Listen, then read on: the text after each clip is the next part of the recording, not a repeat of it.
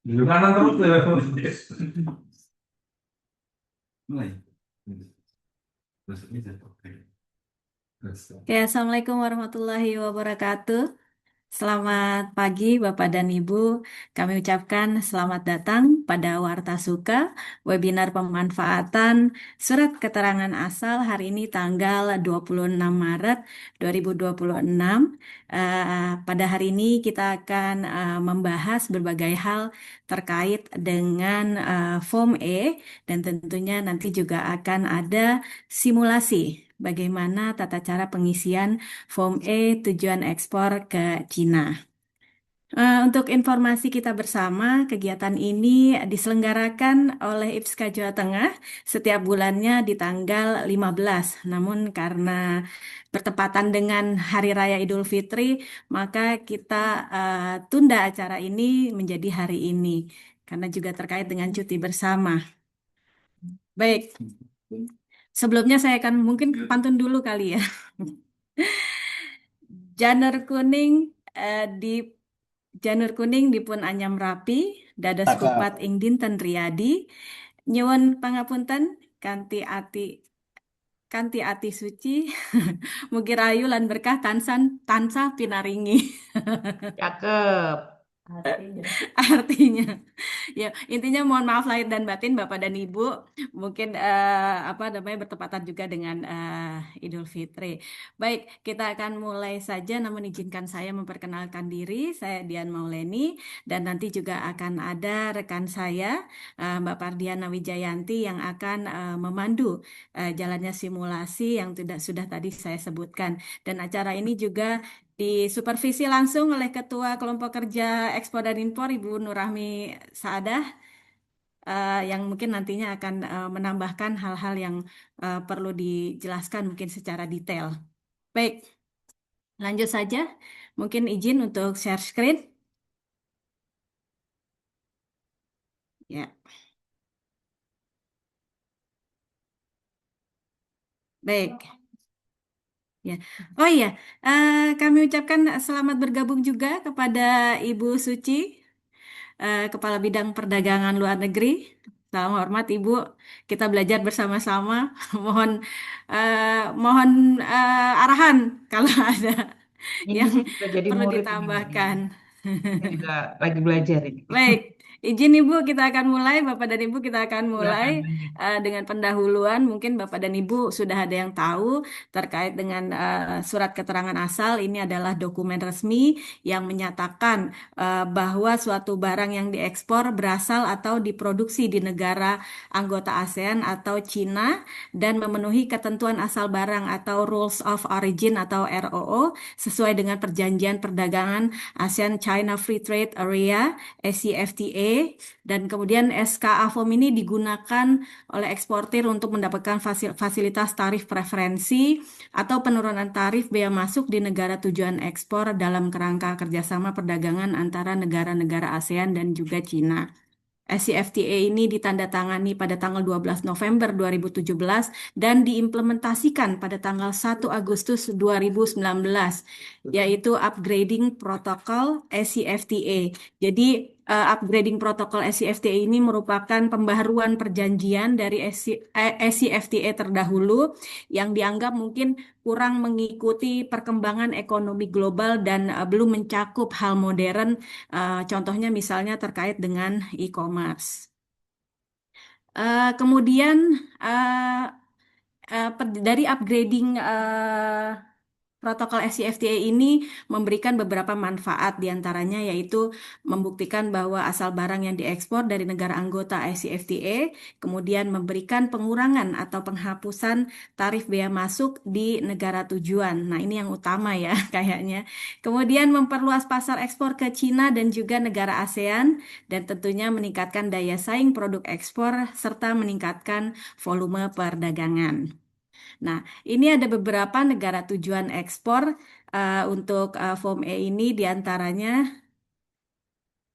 Oke, nah ini dia nih.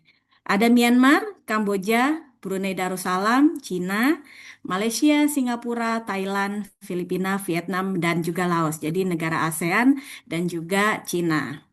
Nah, Berikut selanjutnya akan ada alur penerbitan SKA form e-elektronik dan juga konvensional. Jadi untuk form E ini Bapak dan Ibu bisa mengajukan form elektronik dan juga konvensional. Nah, bisa dilihat di layar ada beberapa alur. Nah, kalau dilihat dari alurnya ini kan lebih lebih panjang untuk form yang konvensional.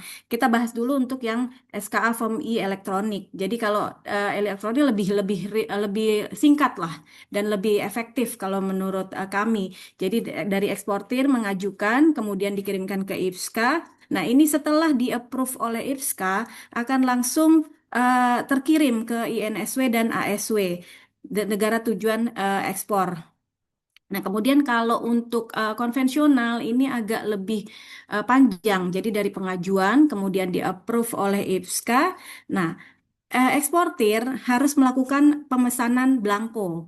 Jadi kemudian nanti setelah blanko itu di-approve dan diproses oleh IPSKA, Bapak dan Ibu mengambil blanko tersebut, form E tersebut di kantor IPSKA. Kemudian setelah itu eksportir mencetak, kemudian ditandatangani dan stempel, setelah itu di-scan, nah langsung di-upload di sistem SKA. Jadi prosesnya agak lebih panjang daripada yang e-elektronik. Oleh karena itu, kami dari IPSKA Jawa Tengah sangat menyarankan Bapak dan Ibu untuk menggunakan form e-elektronik karena lebih lebih efisien, nggak perlu datang harus ke IPSKA untuk mengambil belangko karena sudah langsung terkoneksi dan terkirim ke INSW dan ASW.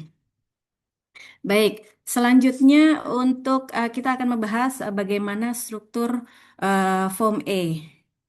Oke, nah di sini sudah ada contohnya. Boleh dilihat mungkin kalau ini apa namanya di sebelah kanan ini sudah ada contoh bagaimana eh, penampilan dari form E. Nah, kita akan bahas satu persatu. Di box satu itu diisi dengan nama, alamat, dan negara eksportir. Kemudian box 2 diisi dengan nama, alamat, dan negara penerima barang di negara tujuan. Nah, terkadang box satu dan box 2 ini, terkadang box satu dan box 2 ini eh, diisi terlalu banyak informasi. Jadi Bapak dan Ibu apa namanya? Boxnya itu kan terbatas, jadi kadang suka agak kelebihan. Nah, itu biasanya kami akan melakukan pengembalian atau penolakan. Dan tentunya box satu dan box 2 ini lebih penting juga untuk dicantumkan negara ekspor dan negara tujuannya. Jangan sampai lupa. Kadang kan suka ada yang lupa tidak menuliskan negara tujuan. Nah, ini box satu dan box 2. Selanjutnya untuk box 3 diisi dengan tanggal keberangkatan ekspor, nama dan nomor sarana pengangkut, dan pelabuhan bongkar. Ini juga biasanya harus ada nama negaranya juga. Misalnya kayak tujuannya. Tapi kalau untuk oh ya, kalau untuk form E mungkin nama negaranya tidak ini ya, tidak uh, uh, IFOM. Untuk konvensional aja kalau yang ada nama negaranya di box 3. Oke, selanjutnya untuk box 4 diisi oleh custom negara tujuan. Jadi Bapak dan Ibu tidak perlu mengisi apa-apa. Oke, next lanjut kita ke box 5. Nah, box 5 ini ada penomoran otomatis oleh sistem sesuai dengan barang yang dicantumkan dalam SKA. Jadi sekali lagi eksportir tidak perlu mengisi. Lanjut dengan box 6 diisi dengan tanda atau kode pada kemasan. Biasanya sih diisi dengan ukuran dan nomor kontainer. Nah, ini bersifat opsional, boleh dikosongin. Jadi nggak harus diisi. Tapi tetap kalau misalnya diisi harus sesuai di semua dokumen pendukung, utamanya di PEB atau di NPE dan juga dokumen transportasi di BL atau di AWB. Oke, selanjutnya di box 7 diisi dengan jumlah dan jenis kemasan, diikuti dengan deskripsi barang. Nah, ini yang paling penting. Untuk kode HS yang tercantum di dalam box 7, pada form E itu hanya 6 digit saja.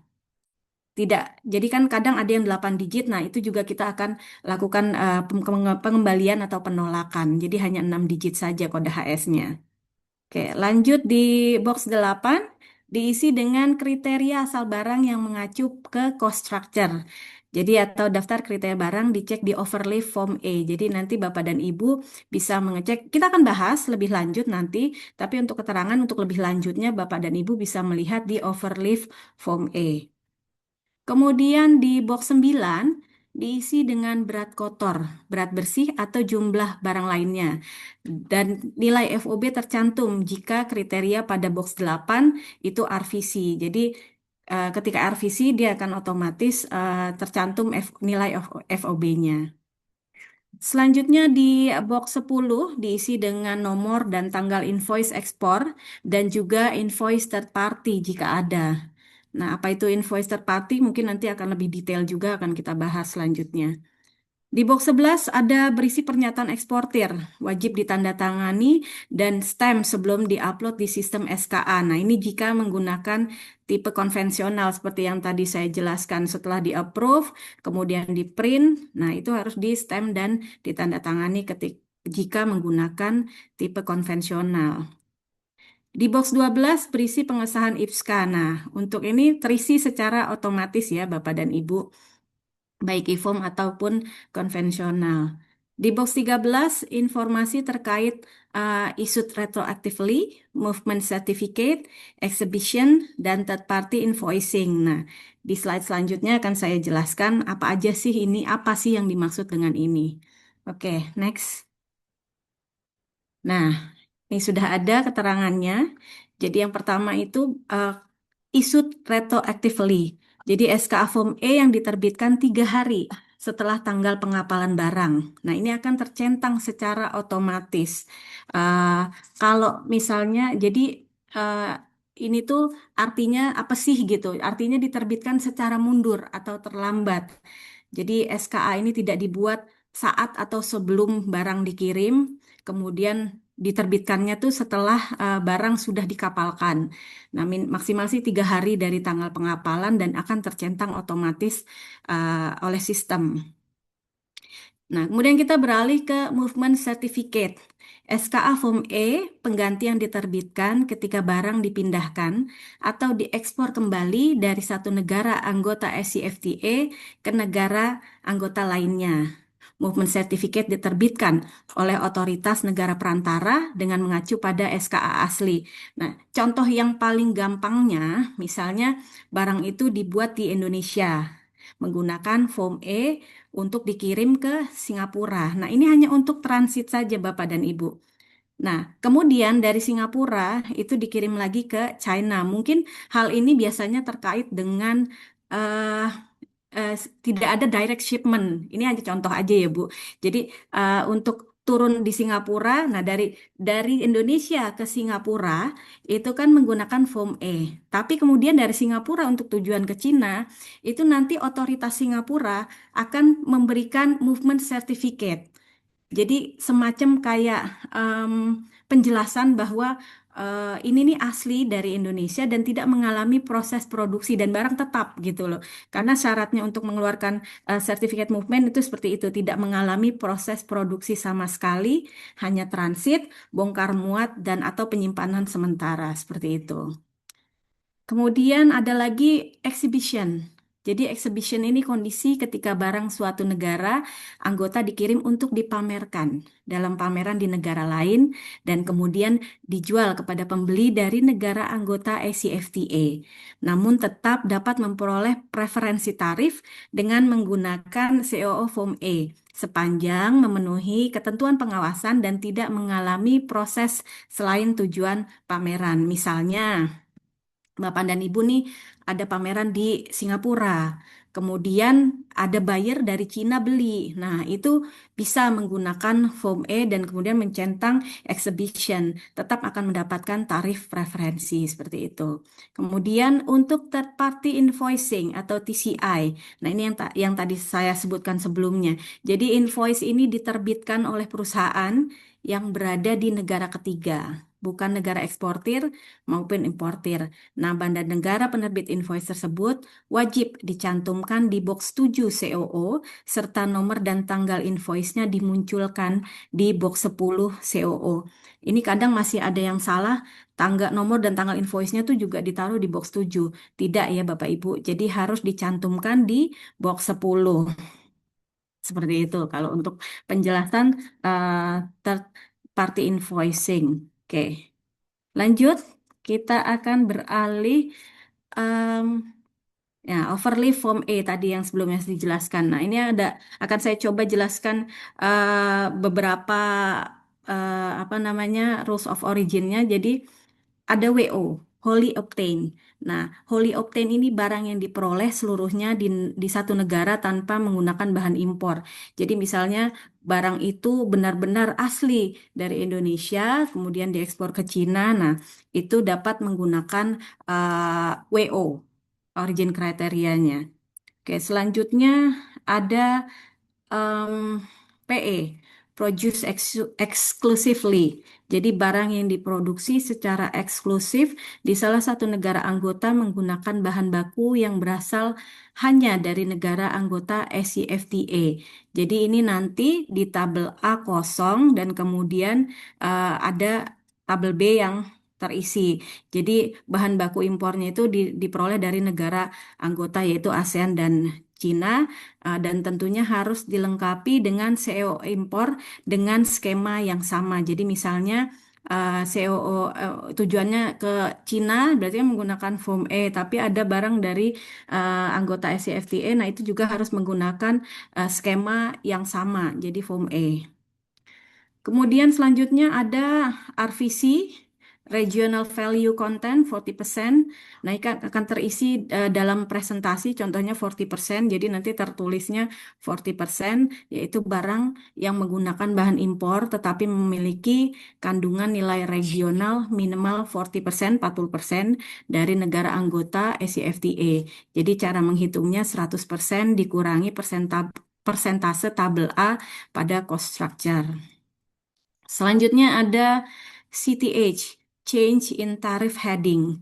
Jadi ini perubahan klasifikasi tarif atau kode HS minimal pada tingkat 4 digit dari bahan baku impor menjadi produk yang diekspor. Nah, ini berlaku untuk produk HS 25, 26, 28, 29, 31 dan seterusnya.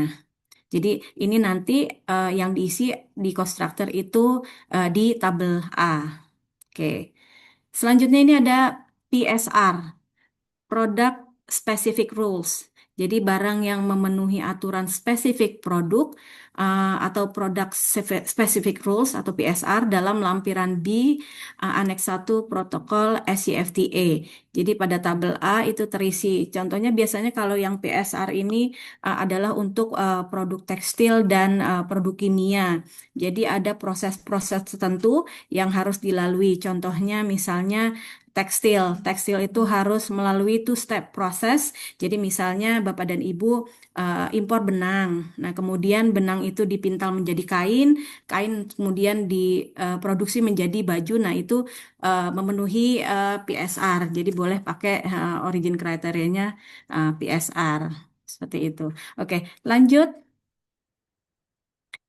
Ini ada beberapa kesalahan yang sering terjadi saat pengajuan SKA. Nah, uh, biasanya ini kita akan tolak, dan ini biasanya banyak juga yang terjadi seperti itu. Hal-hal sepele tapi memang penting untuk dipatuhi bersama.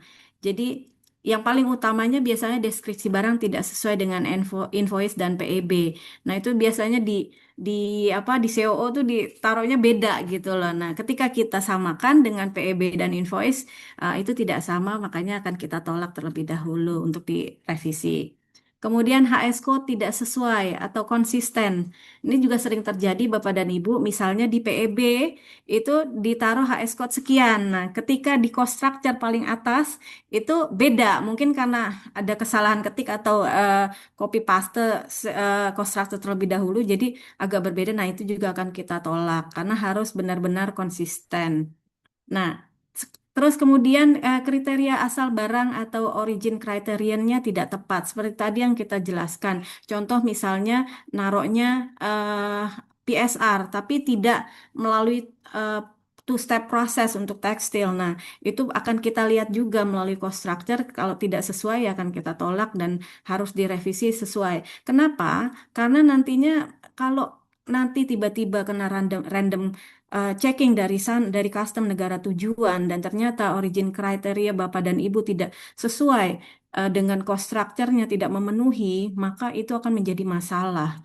Nah, permasalahan itu nanti kita harus ada verifikasi lapangan dan sebagainya. Makanya untuk menghindari hal-hal tersebut terjadi oleh Bapak dan Ibu memang benar-benar harus menyesuaikan cost structure untuk memenuhi persyaratan yang disyaratkan dengan origin kriterianya. Jika Bapak dan Ibu masih ragu dengan origin, aduh saya harus pakai yang mana.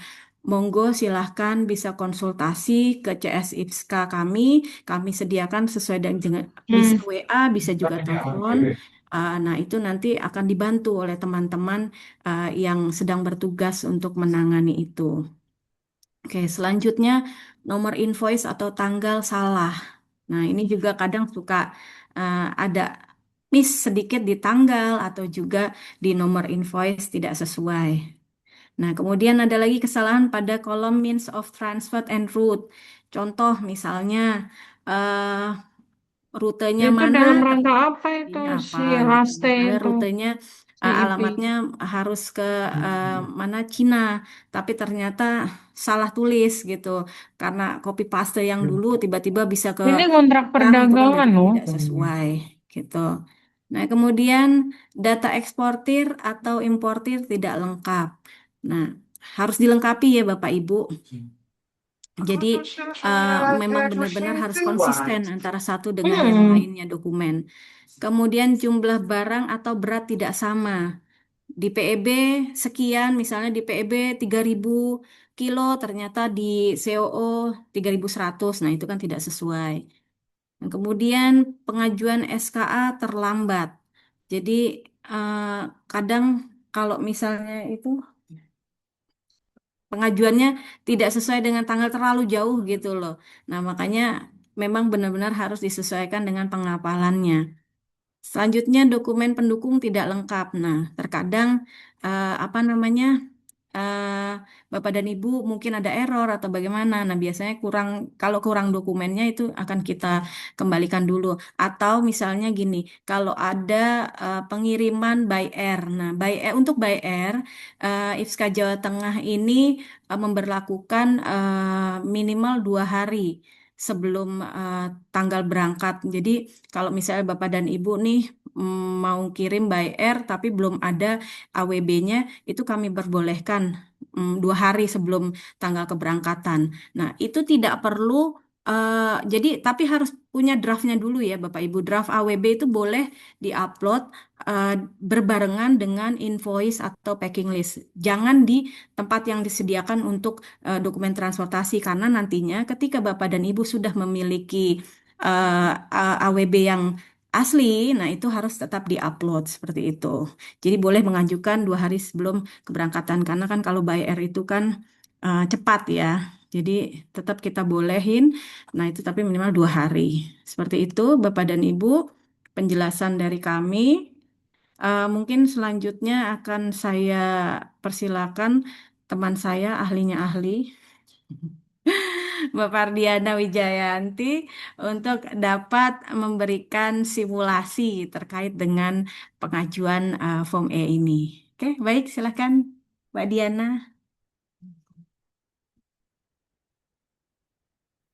Oh iya, nanti kita akan juga ada apa sesi tanya jawab. Jadi mungkin tanya jawab boleh, konsultasi boleh, memberikan saran juga boleh. Monggo silahkan Bapak dan Ibu di akhir simulasi kita akan sama-sama belajar bareng. Jadi mungkin ada yang perlu eh, dikoreksi tadi atau ditambahkan gitu. Ya, terima kasih untuk Mbak Dian untuk kesempatannya. Kali ini selamat pagi Bapak Ibu, mohon izin saya akan mendemokan untuk simulasi form E, pengajuan form E. Nggak ada suaranya ya? Nggak ada suaranya. Suaranya sudah terdengar, Bapak Ibu?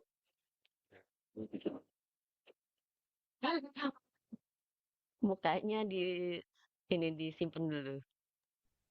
Baik, sebelumnya Ini saya sudah membuat untuk acuan simulasi form E-nya. Jadi ini mengacu pada ini ya, nanti untuk mengisi formnya.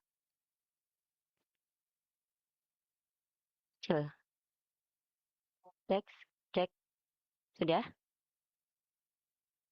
Gede nggak? Masih kecil.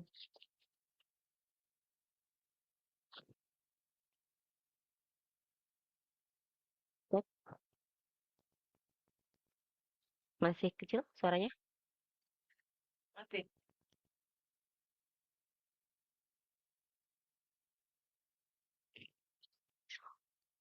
Halo, cek, tes.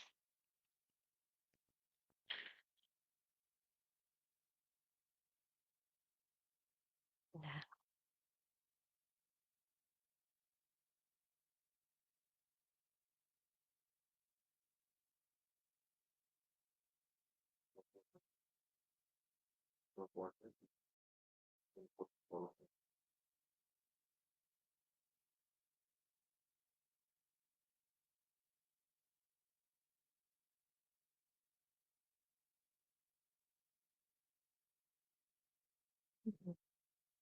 tes, cek, masih kecil? Hmm,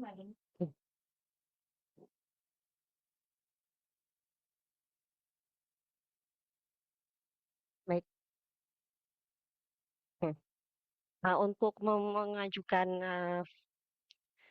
COO Form E, kita buka ska.kemendak.go.id. Nah, karena ini untuk demo, kita memakai akun eksportir demo. Untuk yang belum mempunyai akun OSS, untuk yang baru akan ekspor dengan tujuan ASEAN Cina, bisa mendaftarkan akun OSS-nya melalui ska.kemendak.go.id juga. Bagi yang sudah mempunyai akun bisa login dengan menggunakan akun OSS atau juga login melalui akun yang sudah ada di SKA. Sebelumnya untuk teman-teman yang baru akan ekspor ke Cina, misalkan belum tahu nih saya harus memakai form apa, bisa cek di findrulesoforigin.org, kemudian kita masukkan,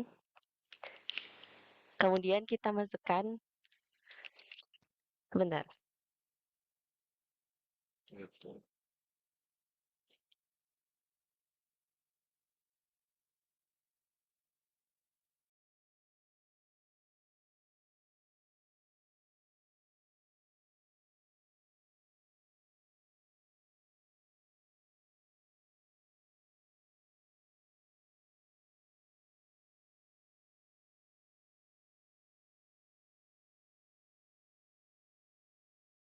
baik, sudah terdengar? Justice. Oke, kita lanjut. Bagi yang masih baru akan ekspor ke tujuan ASEAN Cina, kita bisa mengecek dulu kira-kira form apa nih yang bisa mempunyai uh, keuntungan yang lebih dengan tarif 0%. Oke, di sini kita akan memasukkan negara ke Indonesia. Kemudian, nah ini karena kita tadi contoh simulasinya adalah dengan tujuan ke Cina, maka di sini kita akan mengisi negaranya Cina. Saya screen salah kok ya? Saya screen. Belum. Masih baru. Masih Kata-kata lo mbak masih gini mbak. Satu. Oke, sudah terlihat? Nah, Nah, just. Iya. jadi saya ulangi ya. Untuk eksportir yang baru akan ekspor ke tujuan Cina maupun ASEAN, kita bisa mengecek dulu di Finance Rules of Origin. Di sini kita akan melihat form apa yang akan kita gunakan dengan tarif preferensi yang lebih menguntungkan. Nah, ini di sini kita mengisi ekspor formnya dari Indonesia.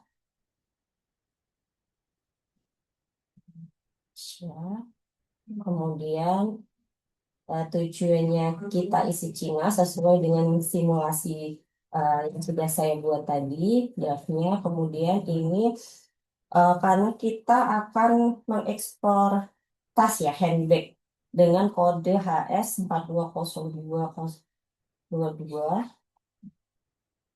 Nah ini, maka akan muncul di sini tarif yang bisa kita gunakan. Nah, karena kita temanya form E, berarti kita menggunakan yang ini.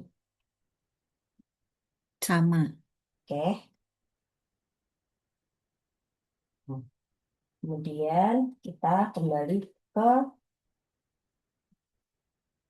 ska.kemendak.go.id. Di sini kita akan login dengan eksportir demo. Males banget.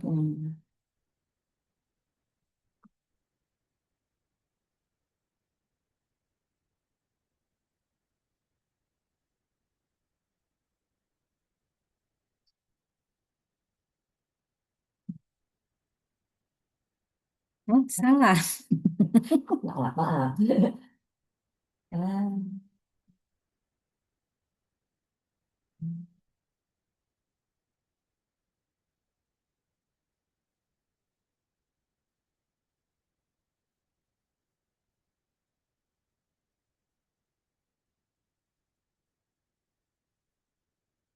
F.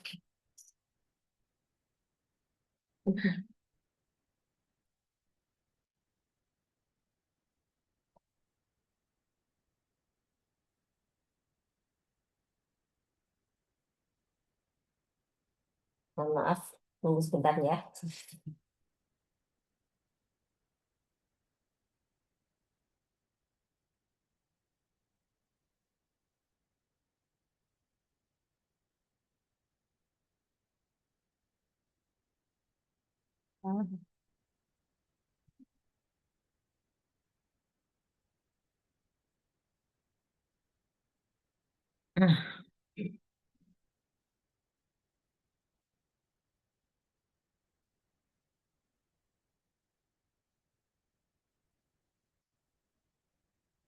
Maka setelah kita login tadi, tampilannya akan seperti ini.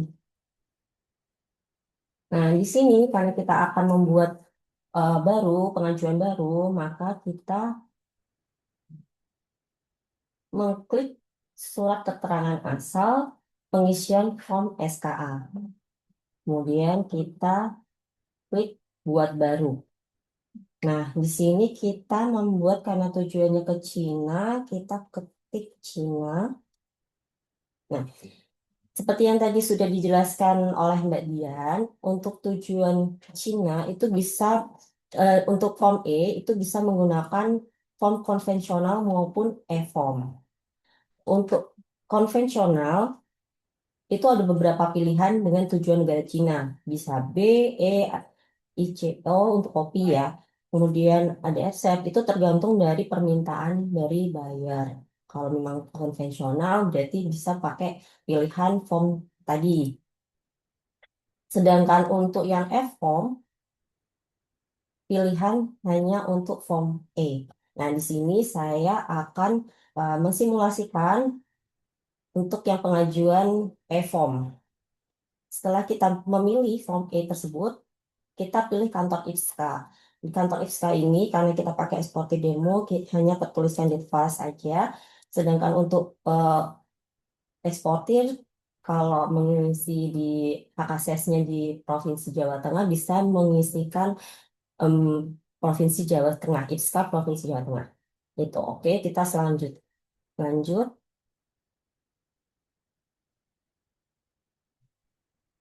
Nah, di sini akan muncul ada header, good, dan summary. Untuk headernya, ini sudah otomatis dari sistem. Nah, jika terdapat perbedaan alamat antara alamat perusahaan dengan pabrik, itu bisa mengklik data di sini. Nah, nanti kita akan mengisikan di sini alamatnya dan kotanya. Tapi ini kita tidak perlu. Kemudian untuk konsaini, negara tujuan, kita akan mengisikan ini. Oke.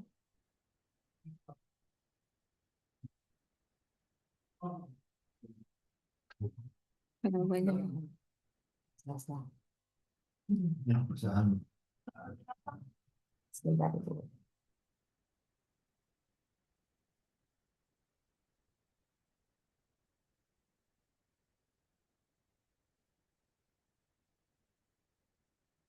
Masih terlihat ya, Bapak Ibu? Oke. Kita sudah mengisikan nama perusahaan dan alamat untuk konsaini. Kemudian kita masuk ke rute transportasi. Untuk rute transportasi ini kita by sea. Kemudian kita ketikkan eh, transportasinya. Itu negara tidak dicetak, berarti nggak usah dicentang.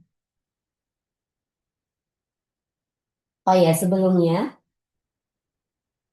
ini ada tulisan negara tidak dicetak karena ini kita menggunakan e-form. Jadi ini tidak perlu kita ini ya, kita centang. Kemudian ini lanjut ke nama kapalnya.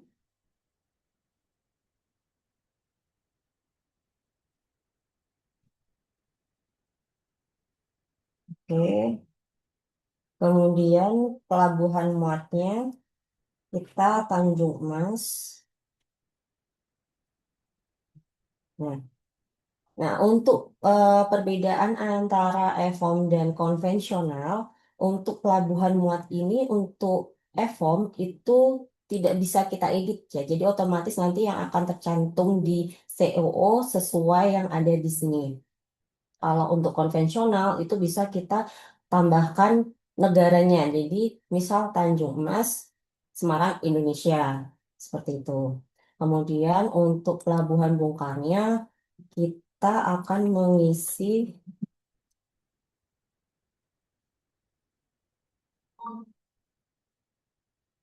Guangdong.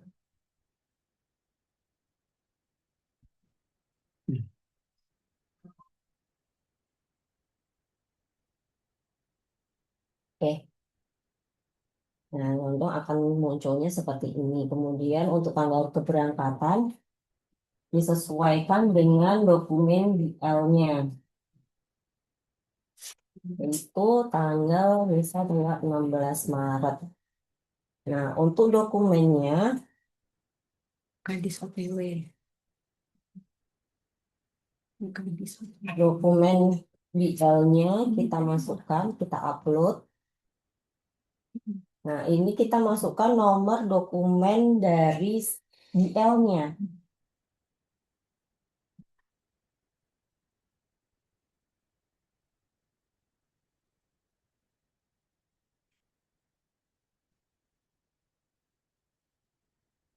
Oke, kemudian tanggalnya, tanggal tanggal di sini tanggal dokumen ya, bukan tanggal keberangkatan. Jadi kadang ada yang salah dalam pengisiannya. Jadi ya, tanggal di dokumennya itu sebenarnya tanggal 15, tapi diisinya kadang sama dengan tanggal keberangkatan. Kemudian ini ada tambah dokumen detail transport. Kita kali ini nggak perlu pakai itu. Kemudian ini masuk ke dokumen pendukung. Di dokumen pendukung ini ada PEB dan packing list. Kita masukkan dokumen PEB-nya. Kemudian kita input nilai of OB-nya. nilai of OB di sini kita masukkan 119 US dollar ya, dalam satuan dolar. Oke. Kemudian nomor dokumen PEB-nya.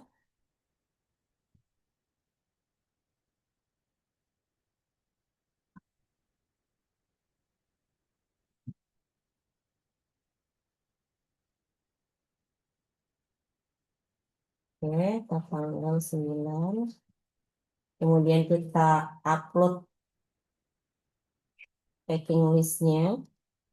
Nah, kadang yang sering terjadi adalah eh, uploadan antara packing list dan dokumen invoice itu terbalik atau mengupload dua-duanya.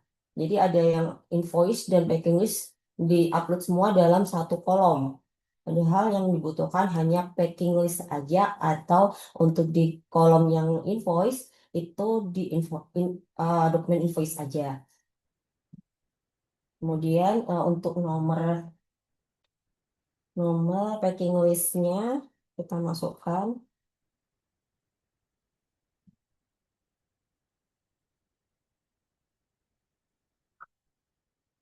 Oke. Kemudian untuk pemilihan kantornya kita pilih yang Jawa Tengah aja. Kemudian untuk ketentuan tambahan ini opsional. Jika memang terdapat invoice pihak ketiga, maka ini diisi, kita klik. Cuman karena ini simulasi tidak ada. Atau tadi seperti yang sudah dijelaskan oleh Mbak Dian, movement certificate. Jadi ini dicentang seperti itu. Oke, Kak, ini sudah kita simpan. Pastikan nilai FOB-nya sudah sesuai.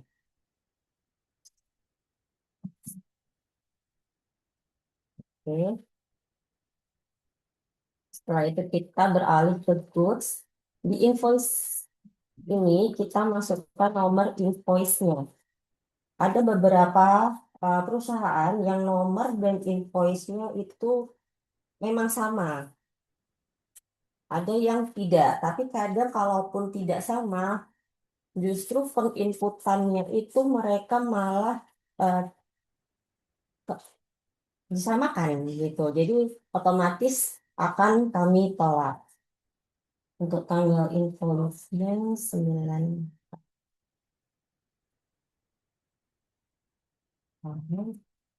Masukkan filenya, kemudian kita input nilai untuk FOB-nya sesuai yang sudah ada di dokumen invoice maupun VEB. Kita simpan dulu. Oke. Ya, ini kita akan mengisi paketnya. Nah, untuk yang keterangan ini kita bisa diisi eh, apa namanya kontainernya ya. Tapi kita nggak usah. Kemudian kuantitas kita isi.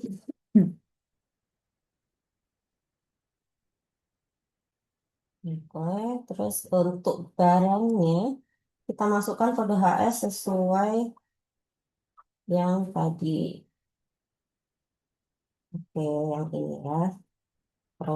Nah, ini kode HS menggunakan titik ini bisa kita klik. Iya, Bu. Tapi jangan lupa karena di form E itu kita hanya memerlukan 6 digit aja, maka 2 digit di belakang ini kita hapus. Supaya nanti saat tampil hanya 6 digit. Kemudian ini kita ganti dengan handbag, produk yang akan diekspor. Kemudian ini kuantitasnya adalah 460 karton. Oke. Kita cetak kuantitasnya. Ini opsional aja yang cetak terbilang ini.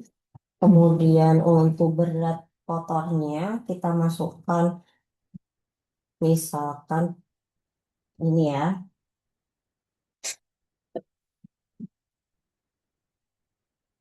Oke, satuannya di sini kilogram itu bukan KGS ya, jadi di sini dia KGM. Di sistem adalah KGM. Kemudian di sini karena eh, sesuai di draft COO itu untuk berat kotornya tercantum, maka kita klik cetak berat kotor. Kemudian untuk berat bersihnya kita nggak perlu, salah satu aja. Kemudian untuk nilai FOB. Nah, di sini kita akan mengisikan seperti tadi ya, 119.000.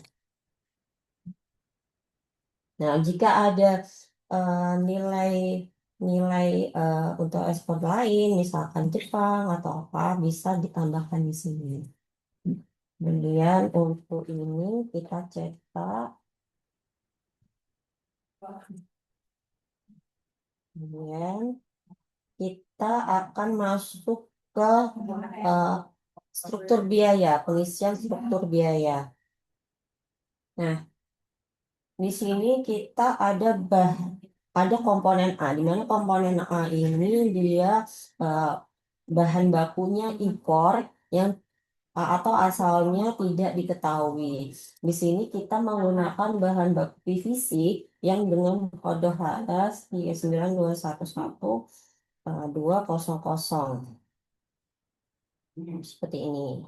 Ini bisa kita edit dengan bahan yang sesuai dengan kita. Nah, kalau untuk pengisian cost structure ini diusahakan menggunakan menggunakan bahasa Inggris ya Bapak Ibu. Jadi karena ini akan sampai ke negara sana, jadi diusahakan pakai pakai bahasa Inggris gitu. Dan ini untuk negara asalnya kita misal dari eh, Vietnam, kemudian nilainya misal 30.000 dolar, maka kita akan klik seperti ini. Selanjutnya ke komponen B. Komponen B ini eh, dari negara sesama anggota dengan melampirkan dokumen seko dari negara tersebut. Nah, karena di sini saya tidak menggunakan itu, jadi ini kosong saja. Kemudian kita masuk ke komponen dari Indonesia. Di sini kita akan menggunakan dua bahan yaitu polyester dan benang. Saya masukkan dulu.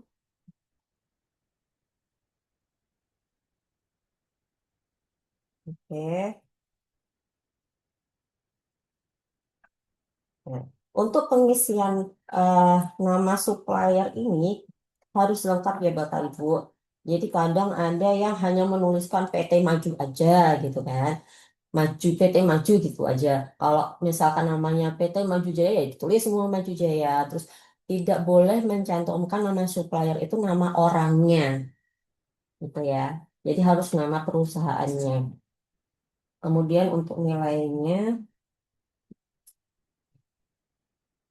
oke, oke, yang kedua.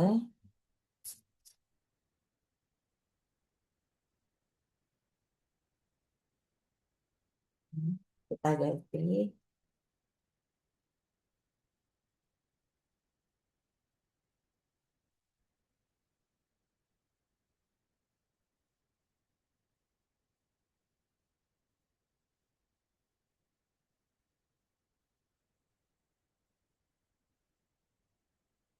komponen C sudah kita isi. Kemudian untuk biaya produksi ini kita menggunakan eh, biaya buruh dan juga biaya kemasan.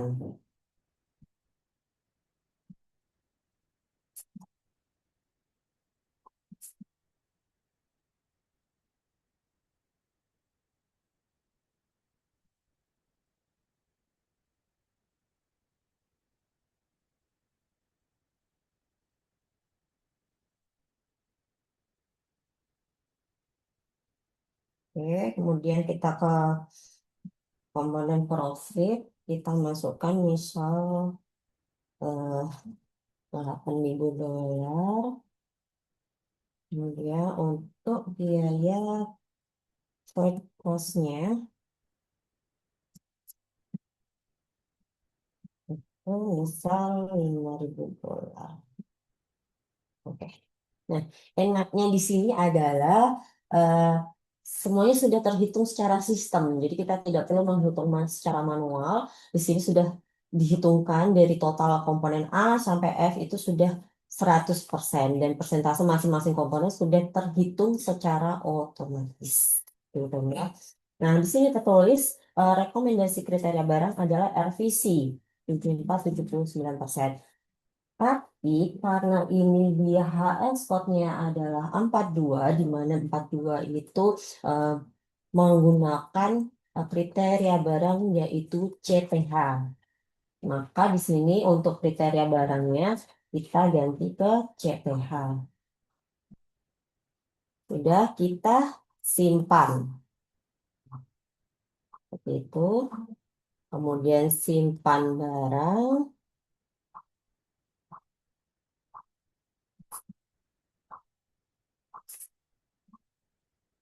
Oke, akan tampil di daftar barang seperti ini. Kita mau lihat, cek, cek review cetakannya.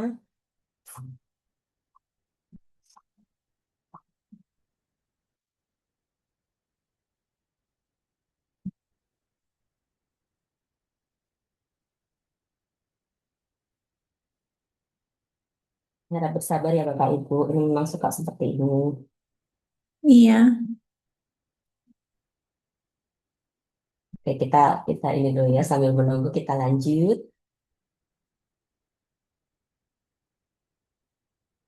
Oke, kita ke bagian sini. Nah, retakannya akan tampil seperti ini. Ini sudah terisi rute transportasinya, dokumennya, invoice, dan lain sebagainya. Oke, sudah oke. Kita klik, kita, sebentar ini previewnya kok susah. Oke,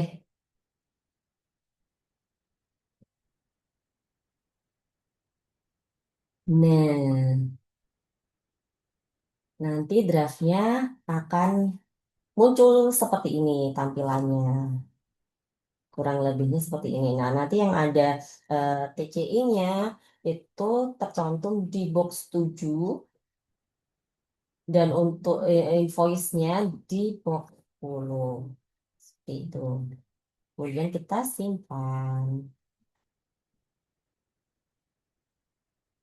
Oke, sudah selesai seperti itu Bapak Ibu untuk eh, simulasi dan pengajuan form E. Terus untuk jenis formnya e-form.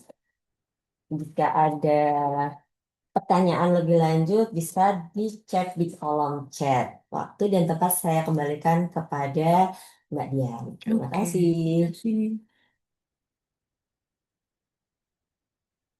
Baik, terima kasih Mbak Diana. Penjelasan simulasi yang sangat jelas. Oke, baik. Sebelum kita lanjut, ada pantun lagi nih. Luna Maya duduk di kursi, cakep dong. Hujan-hujan Cakep. santap nasi goreng terasi. Ya, selesai sudah materi presentasi. Ayo kita lanjut diskusi. Mantap. Oke, baik. Mungkin ada beberapa pertanyaan dari Bapak dan Ibu. Monggo silahkan bisa langsung di kolom chat atau juga mungkin raise hand ya kalau ingin berbicara langsung. Monggo. Baik, ini sudah ada pertanyaan dari Bapak Aditya. Saya mau bertanya Bapak dan Ibu untuk pengisian dan tampilan TCI TCI pada form E ini tercantum pada box 7 atau box 10 COO. Terima kasih. Nah, mungkin slide-nya bisa di ini ya, dilihatin lagi tadi slide-nya Mbak Diana terkait dengan TCI. Ya. Hmm. Oke. Nah, ini dia nih. Untuk Bapak Aditya, untuk TCI itu, ah, nah invoice ini ditaruhnya kan kalau kepotong ya. Di sini kepotong nggak sih? Kok di sini potong ya? Hmm. Enggak.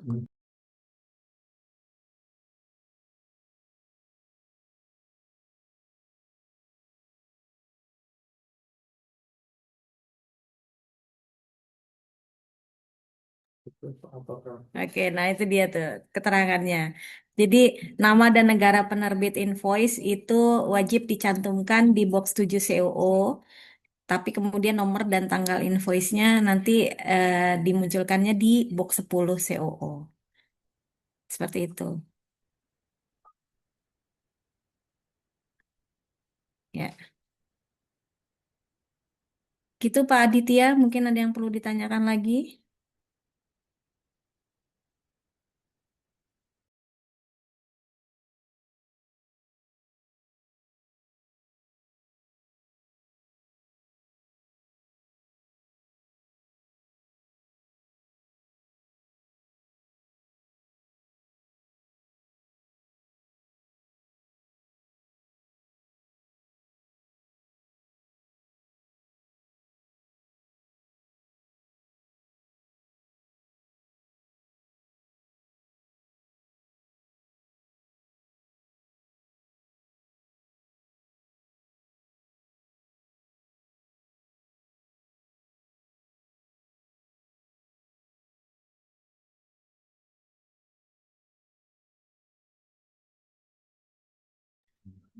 Oke. Itu yang ditulis di box 10, invoice TCI boleh tidak? Boleh. Boleh. Boleh, boleh di Yang box tidak 10. boleh itu form BAKAI. Boleh, boleh. Kalau kamu boleh. Kalau untuk form E boleh. Yang nggak boleh itu di form AK dan form BAKAI. AI mungkin ya. Yang nanti kita akan bahas lebih lanjut terkait form tersebut. Makanya pantengin tiap bulan Warta Suka. Ada lagi pertanyaan? Silakan.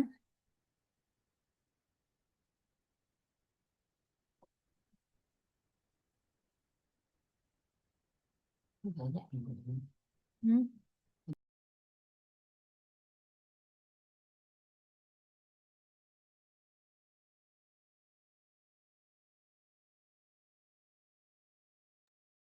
Kayaknya sudah pada mengerti semua ya.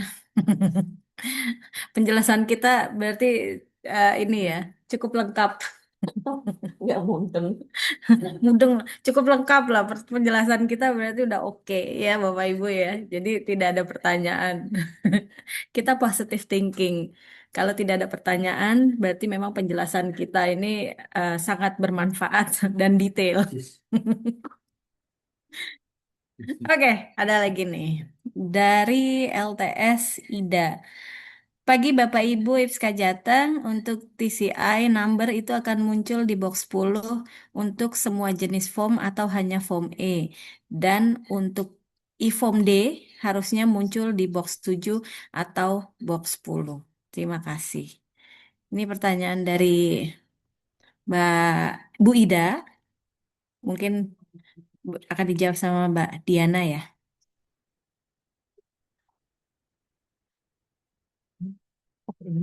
Mm-mm. Ya, udah.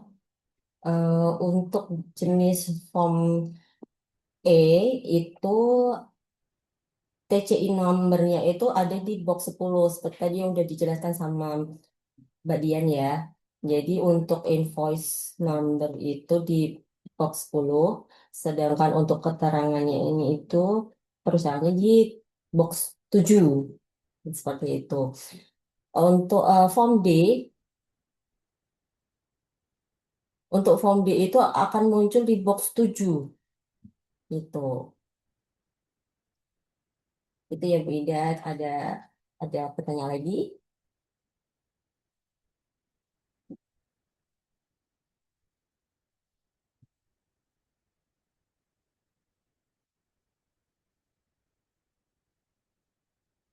Oke, sangat Baik, dari Dari Trokoko. Trokoko ini perusahaan atau nama orang ya, Pak, Bu? Sangat bermanfaat sekali kegiatannya dan mengedukasi sekali untuk kami. Apakah materi bisa di-share? Tentu, tentu Pak, Bu. Nanti jangan khawatir, materi di akhir acara akan kami share untuk pembelajaran kita bersama.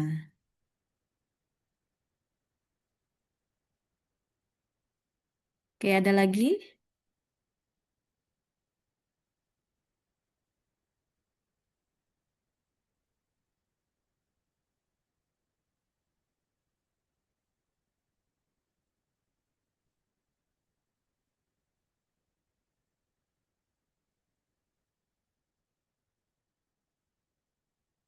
Mungkin ada yang mau memberikan saran atau kritikan membangun untuk kami IPSKA juga monggo boleh disampaikan, Bapak dan Ibu.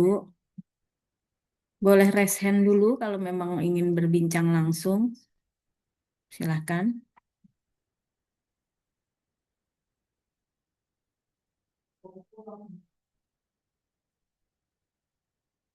Oke, lanjutan lagi nih Mbak Diana. Berarti untuk TCI number e-form D harus diinput manual di bawah deskripsi ya Bu. Karena kalau diinput sesuai sistem munculnya ada di box 10 di bawah nomor invoice perusahaan. Betul. Berarti memang harus diinput secara manual biar munculnya nanti di deskripsi di box 7.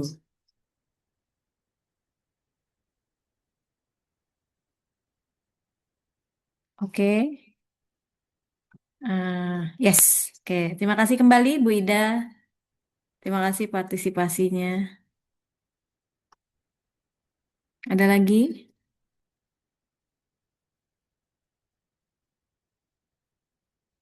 Mungkin teman-teman dari IPSKA Jawa Tengah nih banyak nih yang hadir nih. Mungkin bisa menambahkan. Pak Mas Sidik mungkin mau menambahkan? Lanjut.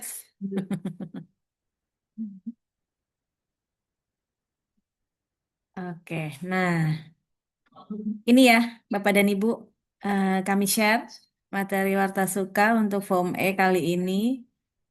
Monggo bisa kita pelajari bersama atau apabila ada pertanyaan dari Bapak dan Ibu dapat menghubungi kami selama jam kerja di nomor CS IPSKA. Baik, nomornya eh, untuk CS IPSKA monggo ada 0815 sebentar. 89. Salah ya. 0895 maaf. 0895 1515 2023 2023. Baik, tuh. Sudah muncul di chat. Ada dari Pak Joko. Terima kasih banyak teman-teman IPSKA Jateng sehat selalu. Sehat selalu juga Pak Joko. Terima kasih. Pak Aditya juga terima kasih sudah bergabung. Ini dari BKK juga terima kasih atas paparannya dan tim sudah bergabung juga terima kasih. Sepertinya tidak ada lagi yang bertanya. Atau Pak Jesse mungkin mau menambahkan nih dari IPSKA Jateng juga. Oh enggak, gede-gede Pak Jesse.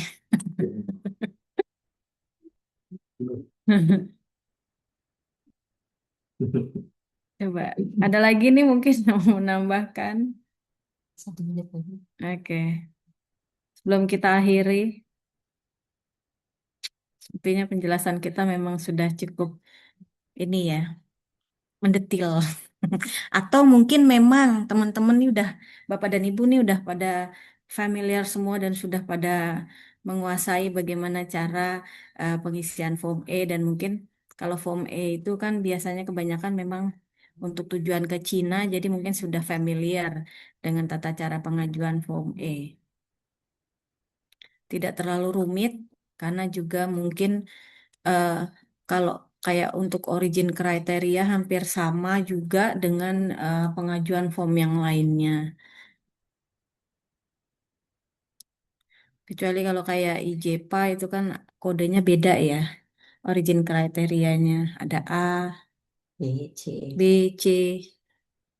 Kalau ini kan hampir sama. Baca dengan 27. Oke, ada lagi nih dari Rokoko. COO tidak terbaca di negara tujuan bagaimana, J?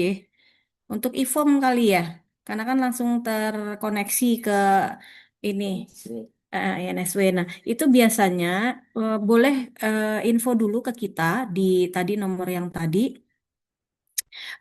Nanti kita akan bantu untuk meneruskan dan dicek oleh Kemendak.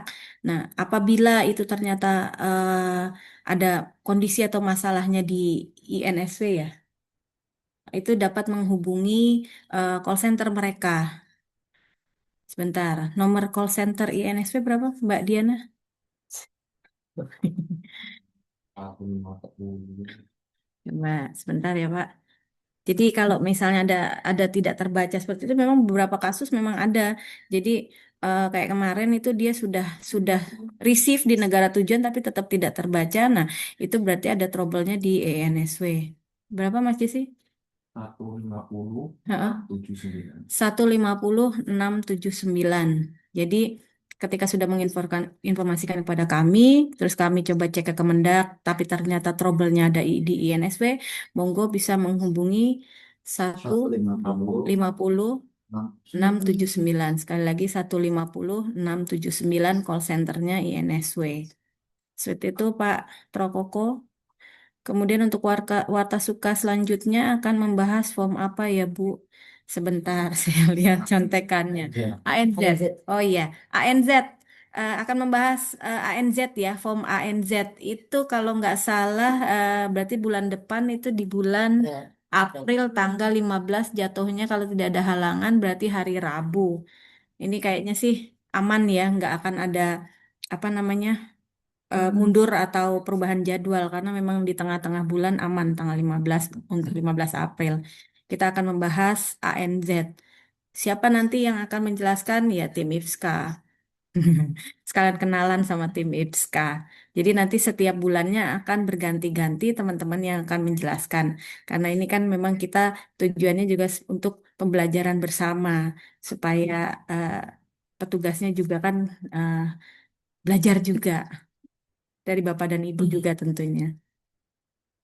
Baik, ada lagi kah pertanyaan? Sebenarnya tidak ada. Oke, oke lah kalau gitu pantun lagi aja deh. Oke, baik. Oke. Oh, Kalau tadi aura kasih, ini lele. ganti dong, jangan aura kasih mulu. Belum, aura kasihnya belum muncul. Cinta Laura mancing ikan di lautan. Umpan dilempar, dapatlah ikan. Asik. Semoga warta suka membuka wawasan serta manfaat bagi yang mendengarkan. Nah, Wah, Mbak Vita nih, langganan. Halo Mbak Vita, terima kasih Mbak Dian dan tim. Oke, ya ini ada untuk yang PSR yang two step tadi gimana? Oh, nah ya, ini khusus yang PSR biasanya kan tadi seperti yang saya jelaskan itu untuk tekstil, produk tekstil atau kimia. Nah, kalau two step misalnya gini, eh, Bapak atau Ibu impor kain, sorry benang, impor benang dari China. Nah, kemudian untuk menggunakan PSR berarti harus menggunakan two step production process, two step process. Jadi dari benang kemudian dirubah menjadi kain. Nah, kain kemudian diproduksi lagi menjadi baju atau celana atau apalah gitu. Jadi produk jadinya itu memang melalui beberapa proses. Nah, itu bisa memenuhi COO-nya, ROO-nya itu dengan PSR. Seperti itu, Pak Franz.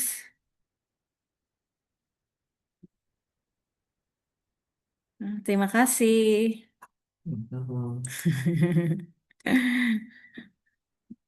Ada lagi kah? Oke.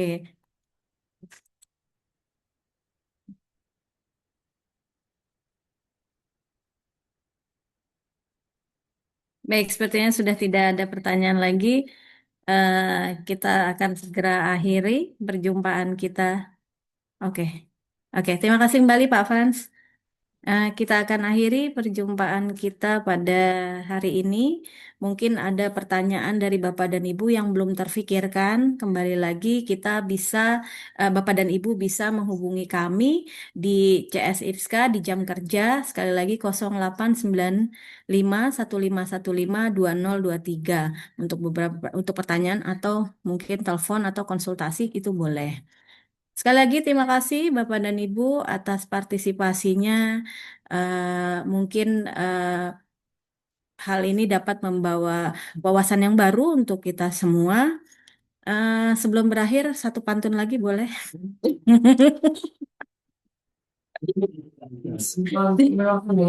Cumi-cumi ikan dori, ayam betutu di kuali.